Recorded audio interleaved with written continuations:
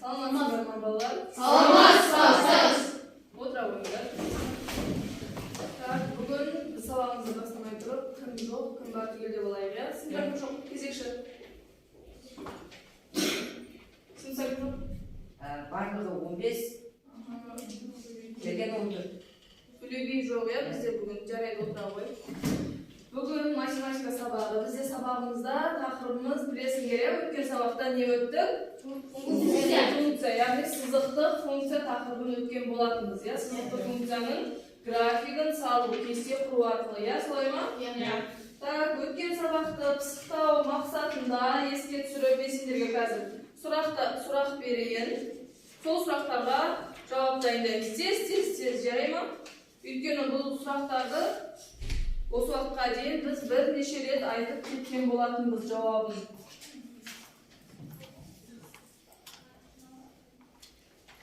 Dayınlarız birden javob berishimizga de bo'ladi.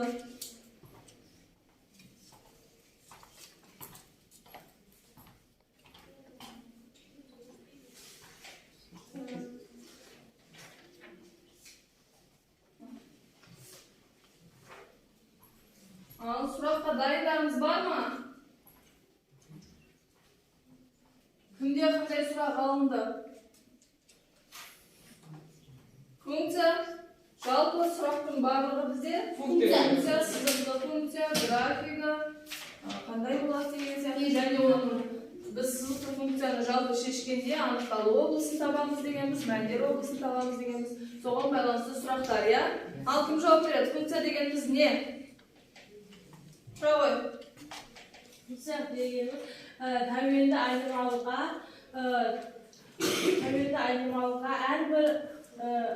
әрбір мүмкін мәнді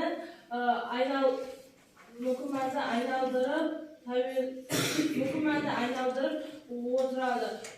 Funksiya екіге бөлінеді, тәуелді және тәуелсіз болып. Şöyle oturalım. Yani funksiya degенimiz bizde y-те misalға kx түрінде берілетін тура пропорционалдық funksiya бар. Ya сол жерден алатын болса, деп айтқанымыз нені? Ол жерде тәуелсіз айнымалы қайсысы ол? Funksiyaның өзі y, ya. Тәуелді айнымалы қайсысы? Ya. Жарайды, келесі. Funksiya, сызықтық funksiyaның графигі қандай болады? Кімде? Графигі. Funksiya grafik qanday bo'ladi? Tur nesbeli, tez. Funksiya grafigi. Grafik solib жатырмыз, ya? Kesse quramiz, grafik solamiz. Salgan grafikimiz ne шығып жатыр? Kim aytadi? Alinor. Әрбір funksiyadan шыққан график Сызықтық funksiyaның графигі түзу болады деп айттық па? Отыр. Келесі сұраққа жауап. Алин, отыр. Сызықтық funksiya дегеніміз. Сызықтық funksiya дегеніміз funksiyaның график түзу сызық болуы. Тағы немен алып жатамыз? Тағы дәреже. Дәрежесінен алып жатамыз. Яғни x-ің дәрежесі қаншаға тең болады? X-ің дәрежесі 1-ге ғана тең болады. 2 дәреже болса қандай функция деп едік оны? Квадраттық функция деп мен сендерге айтып бердім ба? Келесі сұрақ. Бекжан. Funksiyanın мәндер облысын қалай табады? Жалпы осы мәндер облысы дегеніміз y, x-тен f дегеннің функциясының мәндер кез келген соған мәндердің кіретін мәндерді сол мәндер облысы дейміз. Яғни аралықтар белгілі бір аралық беріледі, соған сәйкес мәндер ғана жатады деген сияқты. Дұрыс, отыра ғой. Так, аяғым сұрағым бар. Тез жауабын берші. Тәуелді айнымалы дегеніміз не? Тәуелді айнымалы дегеніміз, яғни y тең kx, ол жерде x тәуелді айнымалы. X y-ге тәуелді. Жарайды, отыра ғой, жарайсыңдар.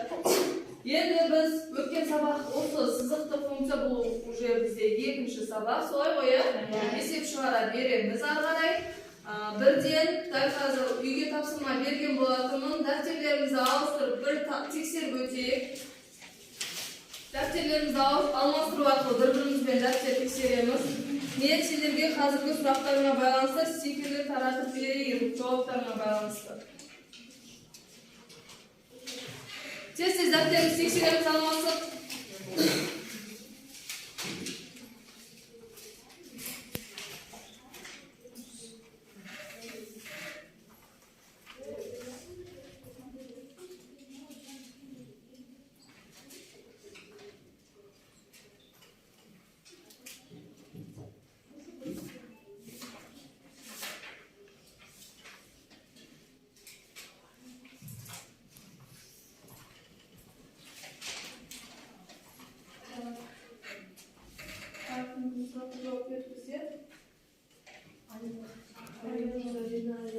Zarina javob berding ya.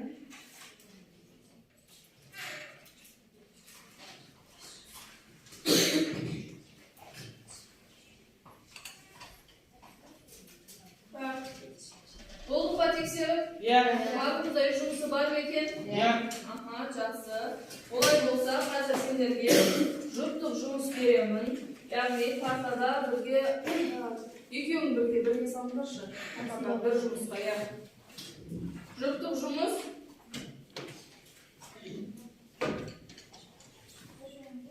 Alındı.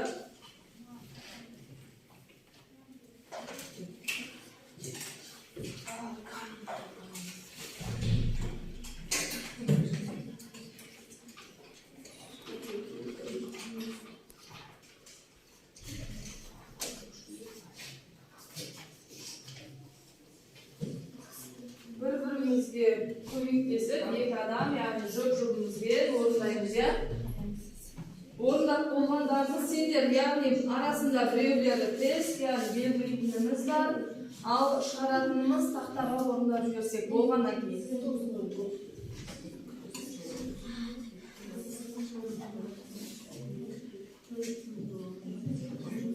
Qaysi taxtalar?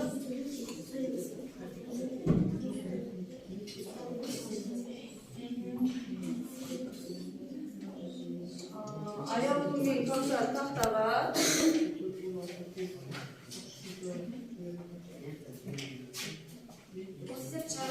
Aha.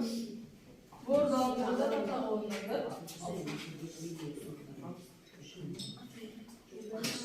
Ya yıkıyor ne olacak? Burada gidiyorsunuz.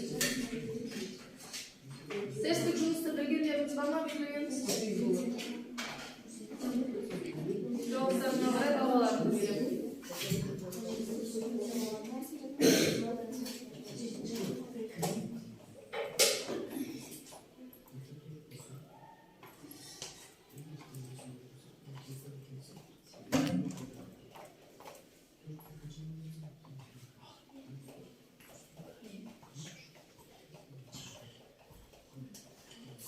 Çok testli жұмыс берді. Үшеуінің мына үш вариант, соның біреуі сіздің тұшыңызда болу керек. Қайсысы деп болған?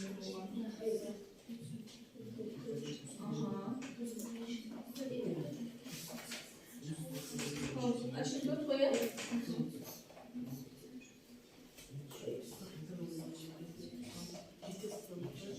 Екінші жұп.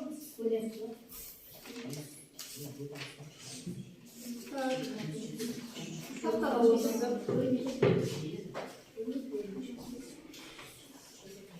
Біреуін жазасам да жарайды. Зарина жазсам. Мына бұл.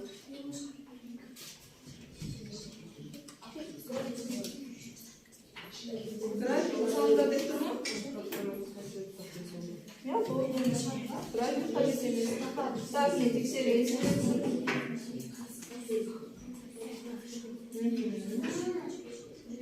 Durun, şöyle dafterge oynayız. Dafterge de düşüremiz. Sızlıkta fonksiya deganimiz olsun deysin deb qo'ygan. Apay bo'ldi. Apay atimizni Just qo'ysin. At cho'njon birazlar. Sızlıkta fonksiya deganimiz olsun dedilar. Atini just qo'ygan. apay chiqadi. Tak. Bergan. Tamam. Argumentlar qanday bo'ladi? -9 және 9ға тең болады. Fx -9 болса, және 9 болса, минус ана 1 ма? -8, 2 болады. Otura koyun jaraysiz.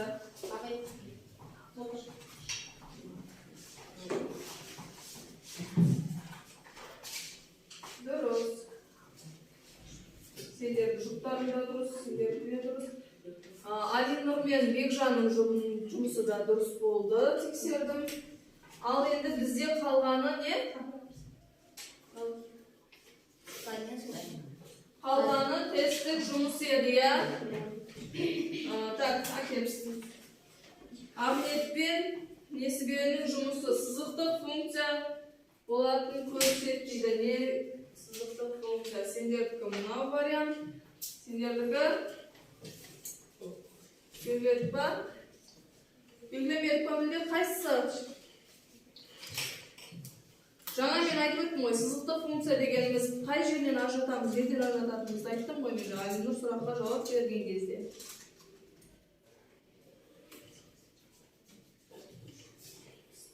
Сұрамайды. Так, үш жұптың тапсырмасында сызықтық функцияны көрсетілген болатын, я? Төрайым мен сырым бұл жерде сызықтық функция емес, бөлшек сызықтық функцияны көрсетіпті. Яғни дұрыс емес. Сырайлы Ахмет пен Несібелі квадрат, яғни біз бағана айттым, я? Сызықтық функцияның дәрежесі қаншаға тең болады дедім? Тек қана бірге. Тек қана бірге тең болады дедік. Сызықтық функцияның дәрежесі, біз дәреже не екенін білеміз ғой? Білеміз, яғни айнымалының төбесінде жазылып тұратын нәрсе ғой, дұрыс па? Так, біз квадрат функцияны белгілеп қойыппыз. Ал Аида мен Насиба сызықтық функцияны белгіледі. Жарайсыңдар. Енді сендерге қазір келесі тапсырма оқулықпен жұмыс жасайық. Яғни оқулығымыздағы 355-ші тапсырма. 355-ші тапсырманы сызықтық функцияның графигін саламыз. Яғни график салуды не істейміз? Кесте құрып график саламыз. Тақтаға шығады. Так, Ахмет шықсын. Тағы кім шығады? Алинұр шыға ғой. 355 қалғанымыз жылдан дәптерге орындаймыз. Апай, 3-тен бөліп оларды яратылыр. Ярасыл.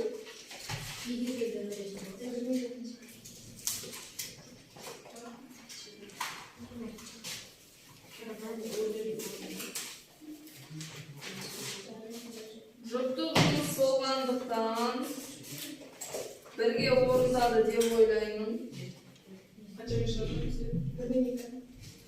Сол үшін бірдей баға қоямын.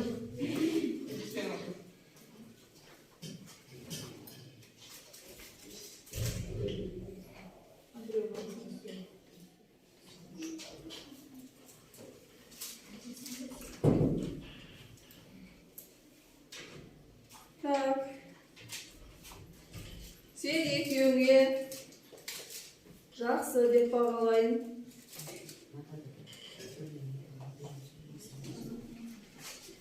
Жылдамдықты кішкене қосу керек, тесттік жұмыс еді ол өйткені.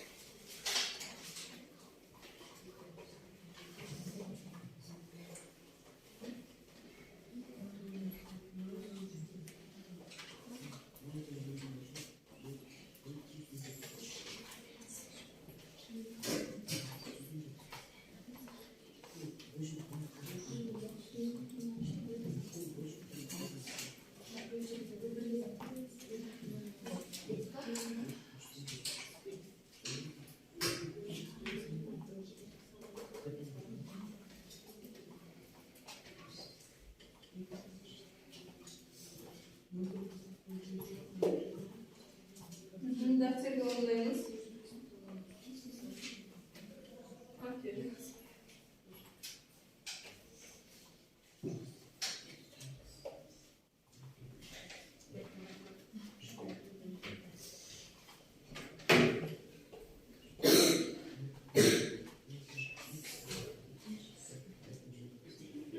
Bak, aklını yetmişsiniz.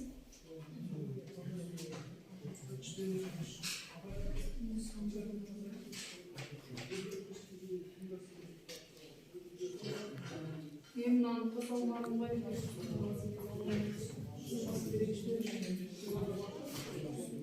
tak, x'e yakını gördük.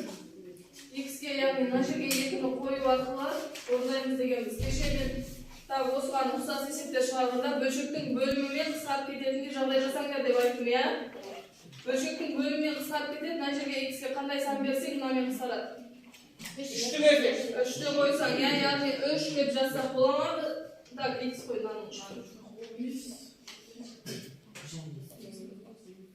яғни бірінші x'тің мәні 3-ті қой, екіншісіне 0 берсек мысалға. 0 берсек, мынаның барлығы 0 болып кетеді. Не шығады? 1,5-ке 1 бергенде, дұрыс. Екінші 2-ні оғанда дұрыс. Графикін сала өтелайсың. Дұрыс. 3-ті қойғанда дұрыс. Графикін сала өтелайсың. 0 болғанда бәрі 0 болып кетті. Мағын ет, жазшы 3-тен 2, y-тен.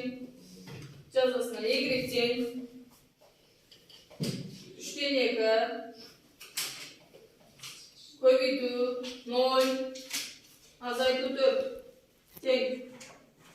Ал 0-ді кез келген санға көбейтсек не шығады? 0 шығады. Сенде не қалды? -4 тұр ғой міне. Жаз.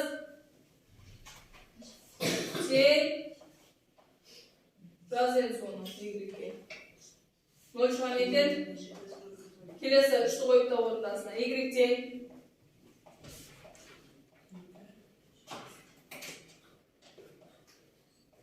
-4, aha. Көбейтілгенде екеуі не істелінеді? Қысқарады. Не қалды жоғарыда сенде? 2 азайту 4 жаз. Тең. Қанша шығады? 2 шығама, 2-ден 4 азайтсақ? Я, -2 шығады. Графигін саламыз. Қалған орны тоғызда жатырмыз ба?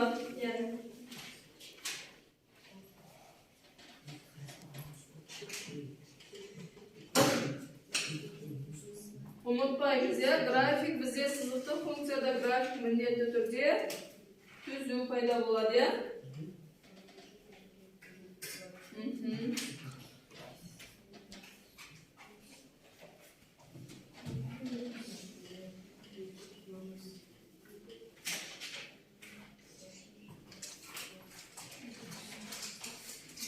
X-те 3, Y-те -2. -2 деген қайда орналасады бізде? Y-тің бойында. Y-тің бойында теріс сандар қайда орналасады? Y-тің бойында теріс сандар. Так, X-те 0-де 2. 0-де -2. 3-те 3. Жарайсың.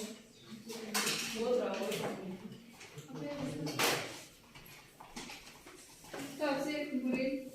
Бірде Y-іміз -4,5, 2-де 6,5. Аха, 6.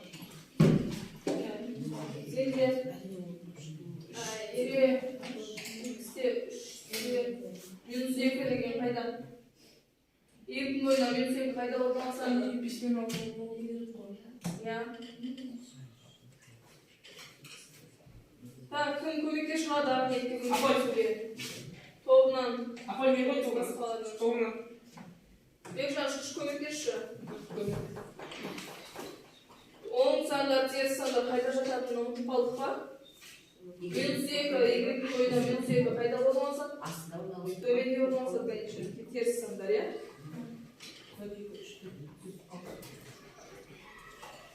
Баяғында шығарайын. Иә? Әбденімізге орындай береміз, сақташқандар.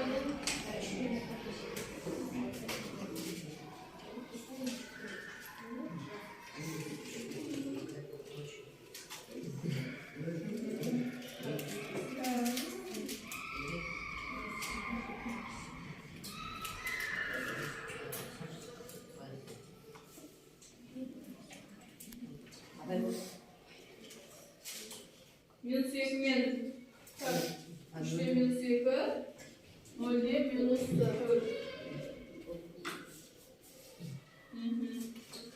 Түсінің бар? Қай санның қайда тұратынын?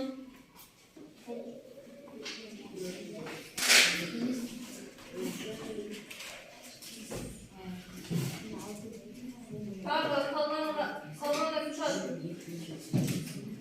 Саға. Көрайым.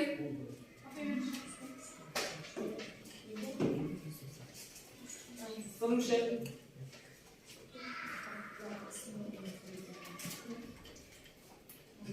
Işık hep var. Так, Ali 2 var mı? Şu var mı? İki yol var.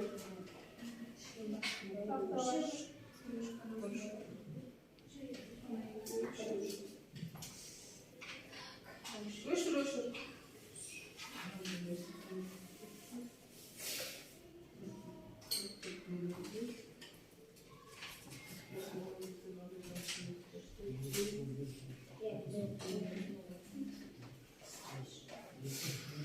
Koordinat al. Kesiyen boyunda bizde қай санның қайда орналасатынын білмеуіміз енді өте ұят болады, Ахмет. Басқаларыңызға да қатысты. 6-шы сыныптан бастап, 5-ші сыныптан бастап айтып келе жатқан нәрсе ғой ол, иә?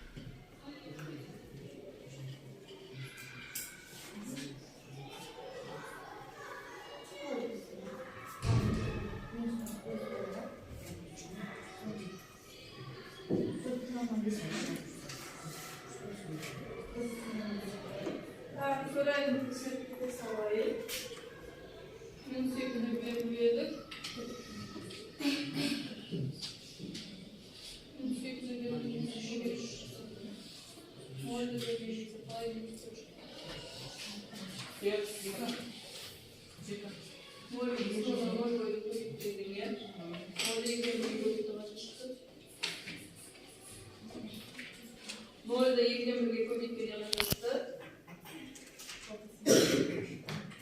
Molda eklemirge ko'paytsek necha chiqadi? Al. Molda eklemirge ko'paytsek 0. Necha chiqadi? To'xta. Molda eklemirge ko'paytganda 0 chiqadi. chiqadi. Bir Chiqadi. to'g'ri chiqadi. 2'den 1'de minus 2'ye köbeytsek neçe çıkadi? 2'den 1'de Minus 2'ye köbeytsek. 2 Çok minus 1 deyip alsa болады. 2'den 1 Ya minus 1 yaptı. 2 men minus 2 kıskarıp ketedi da minus 1 kaladi. Minus 1 ne boladi? Nol. Ne çıkadi? Nol. Al elim sana. Ben de çözeceğim. İki olması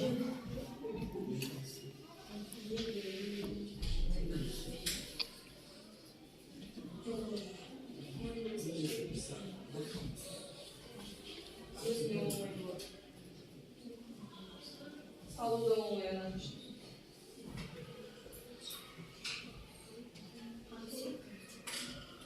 Sen üstüne 3 koyuyordun, minus 2 duruz. 0 koyanda ya grafik x'in boyunda minus 2 kaybolmasa da x'in boyunda minus 2 minus 2 değil 0'ga vardı 0'den 1'ge vardı. Sonunda kayağımız değil.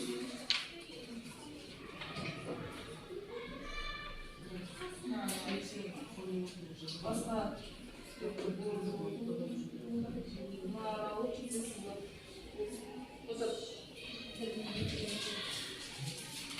Apa? Maksudnya fungsinya. Grafik.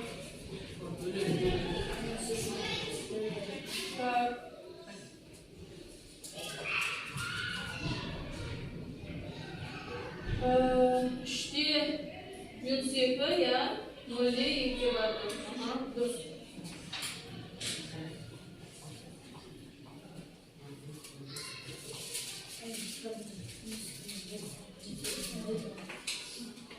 Жазып болдық па? Ya Болмағанымыз тақтадан тез жазып аламыз. Сонымен біз 3 топқа бөлініп отырмыз солай ма? Ya. Тақтадан жазып алып, топтық жұмыс орындаймыз. Топтық жұмыстың тақырыбын қазір айтамын. Яғни мына топқа және мына топқа, үшінші топқа. 3 topқа bir taqırып сызықты функцияның графигінің орналасуы тақырыбында қойып қорғаймыз. Қалай орналасады? Білгенімізді жазамыз.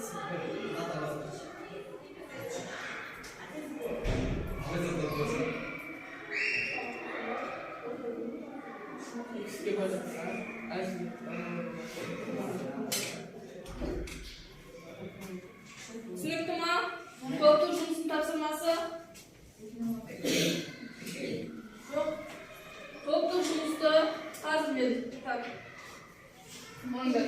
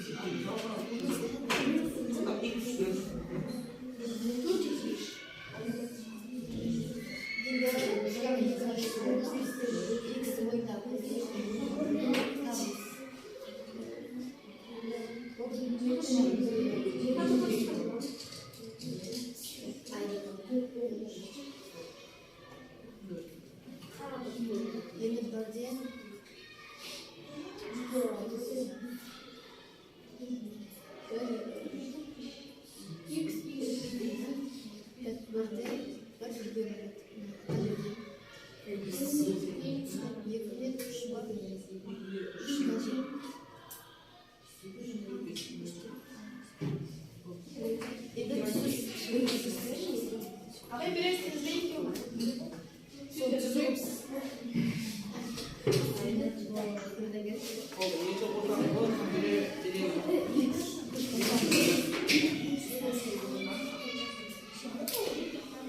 Ama sınıfta funksiyon Koyacağım diyelim veriyoruz. Sınıfta birge.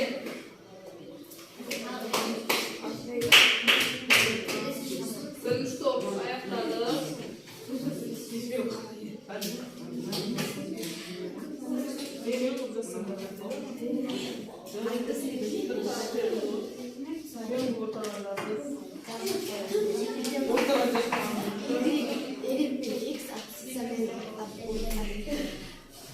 Bak birinci top oldu, 20 top. Aha 20 toptan oldu.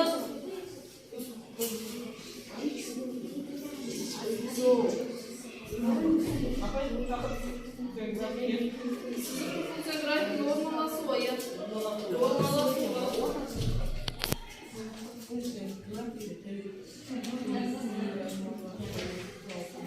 Так, üçüncü top.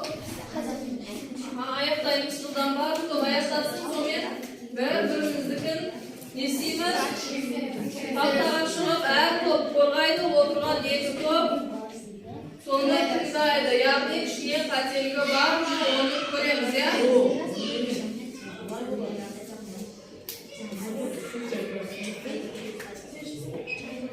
Сызықты пунктке қалай орналасады деген сияқты сұрақтар, оған ол сұрақтарға жауаптар дайын шығар. Иә?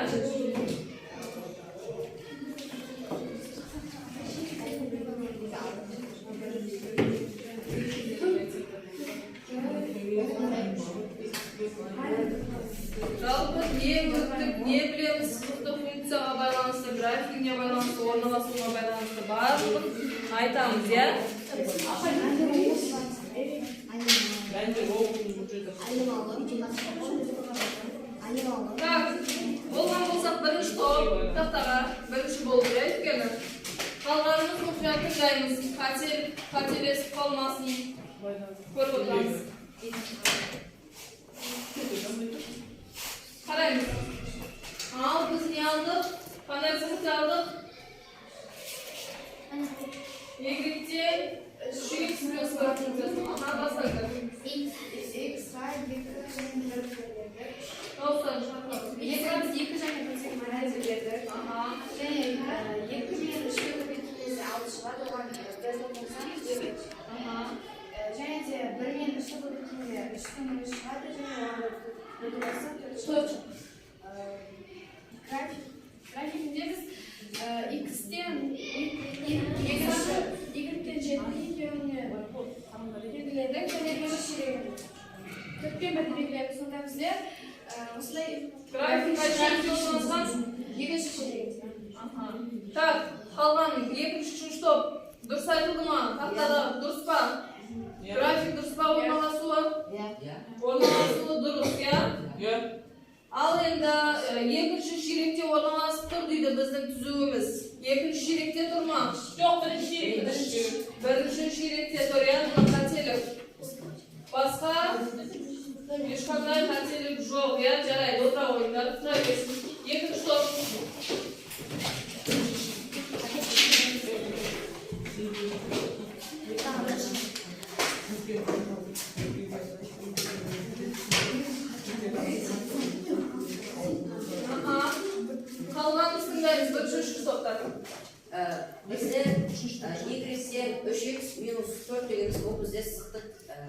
сызықтық функция. Aha.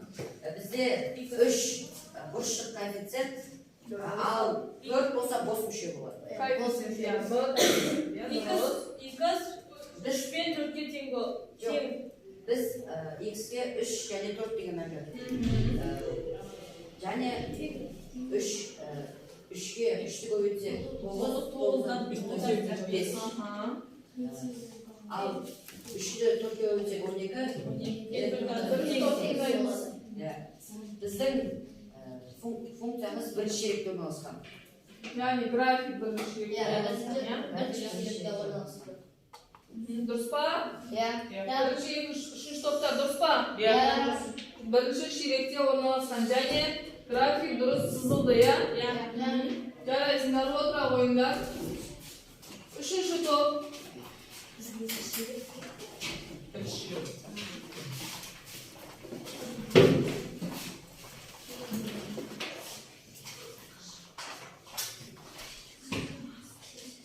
Al.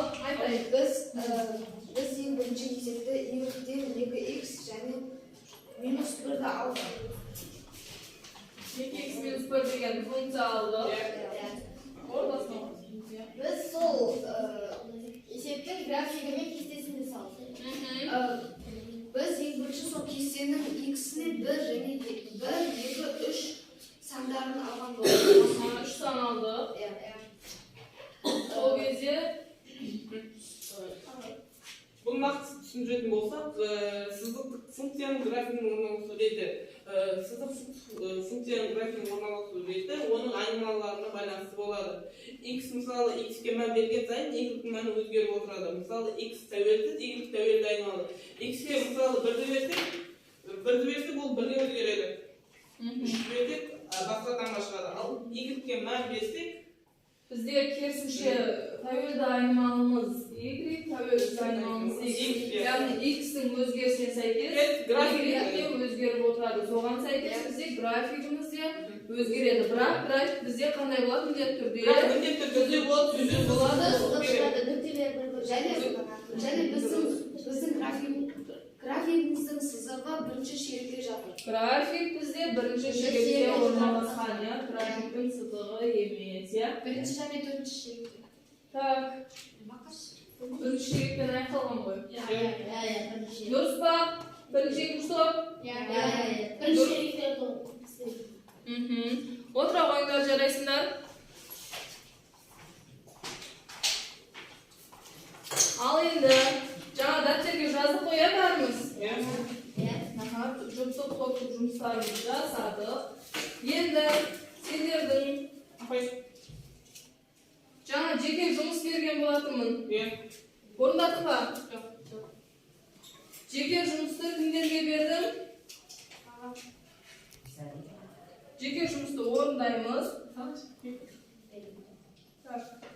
Ал қалғанымыз бүгінгі сабаққа не жазамыз?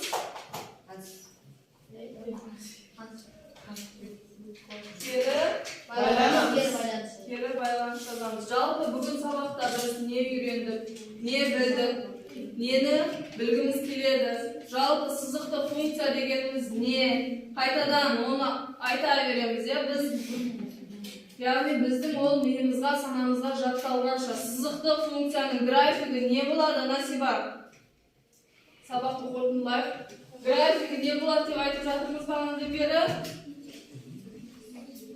Сызықты функцияның графигі не болады, Мери? Түзу болады, я? Басқа ешқандай болмай, түзу болады. Сызықты функцияның графигі түзу болады, отыра қойыңдар. Мен өткен жол сабақта, осы сабақты бастаған кезде де айтқан болатын сендерге. Квадраттық функцияның графигі парабола болады. Оны жоғары сыныптарда келесі 8-ші сыныпта өтеміз.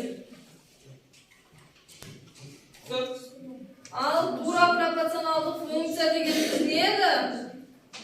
Тура пропорционалдық функция, кері пропорционал. Біз оны 6-ші сыныпта пропорция тақырыбында өткен едік. Бастапқысын естеңдер ме? Тура және кері пропорция дегеніміз не дегенге? Дұрыс па? Яғни кері тура пропорционалдық функция деп жаңа айтқан y-тен kx плюс B funksiyasını ayttık. Ол жердегі x'imiz тәуелсіз айнымалы. X'in өзгерісіне сәйкес y міндетті түрде x өссе y өседі, x кемсе y де кемейді деп айтқан болатынбыз, иә? Так, сендер жаза беріңдер. Ал мен сендердің жаңағы сабақ барысында барлықтарыңа, қазір топтық жұмыстарына барлықтарыңа жарайсын деп берейін. Так, қателескен бір топымыз бар, жақсы алады барлығы. Өйткені топ бойынша айтты оны, дұрыс па? Бірінші топта графиктің орналасуы қай ширекте орналасқандығынан қателесіп қалдық, солай ма? Енді стикерлерімізді жинақтаймыз. Жаңа стикерлер жоқ. Кімде қандай стикер бар? Сенде бір талпын біреу ғана бар, иә? Еще біз сұрағымызға жауап бермей қалдық па? Сырым, сабақта баяусын, төрайым. Сенде де есепке шыққан кезде, жаңа тақтаға шыққан кезде қателіктер болды, дұрыс па? Аяулым, жарайсың. Апай, стикеріңізге жастырамыз. Жақсы қоясаңдар соған, иә. Кәусар, сен де жақсы. Есепті де дұрыс орындадыңдар, иә? Қазір жаңағы өзімізге берген тапсырманы орындаймыз. Деңгейлік тапсырма болған. Бекжан, жарайсың, жақсы. Сабаққа дайындық. Жоғары деңгейде. Жоғары деңгейде, иә. Алинор. Жалпы бүгін сабақтың соңында қазір барлықтарыңа бағаларыңызды айтып кетем бал бойынша, иә? Апарып тақтаға жапсырсаңдар болады. Мыналарды тақтаға жапсырып қоя беріңдер. Мен сол бойынша тексеріп аламын өзім.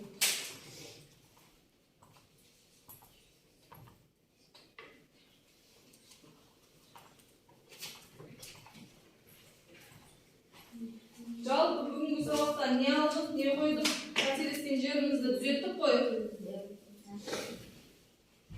Көбімізде әлі де сызықты функцияға байланысты, яғни графигіне байланысты кесте салған кезде, кестенің мәнін тапқан кезде кішкене қиналатынымыз бар. Ол қиындық бізде бұл сабаққа тіреліп тұрған жоқ, бірақ ол қиындығымыз неден келіп тұр? Анау 5-ші сыныпта өткен жай бөлшекті көбейту тақырыбында қалған қиындықпен келіп тұр. Өйткені мына жерде мынау бөлшек санды келіп көбейту қиын болып тұр, иә бізге, иә? Оны өткен сабақта бірақ сендерге оңай жолын көрсеткен болатынмын. Қандай жағдайда бөлшектен бөлімнен құтылып кетеміз, оны да айтқан болатын, есте сақтаймыз. Так, тақтаға жапсырамыз, жас болды па? Жылдамыздан тақтаға жапсырайық. Стикерімізбен қосып.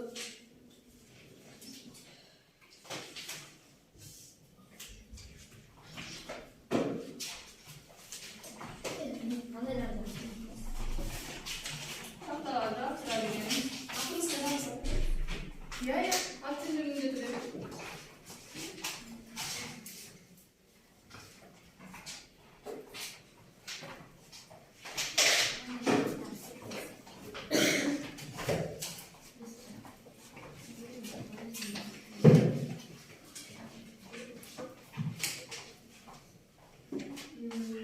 Бүгінгі сендерге бағалап кетейін. Несібелі баяусын.